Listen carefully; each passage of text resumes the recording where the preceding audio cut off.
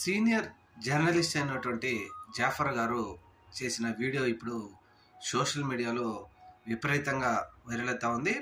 అలాగే కూటమి ప్రభుత్వాన్ని కూడా షేక్ చేస్తూ ఉంది.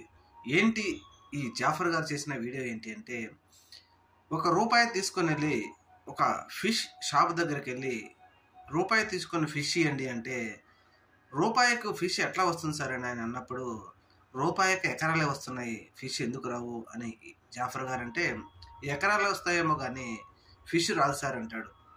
అలాగే మరొక షాపు దగ్గరికి వెళ్ళి రూపాయికి ఏదో ఇవ్వండి అన్నప్పుడు వారు కూడా అలానే చెప్తే, ఫైనల్గా ఒక కిరాణా దుకాణం దగ్గరికి వెళ్ళి రూపాయికి ఏమొస్తుందో అది ఇవ్వండి అన్నప్పుడు ఒక పాస్ వస్తుందని చూపిస్తారు.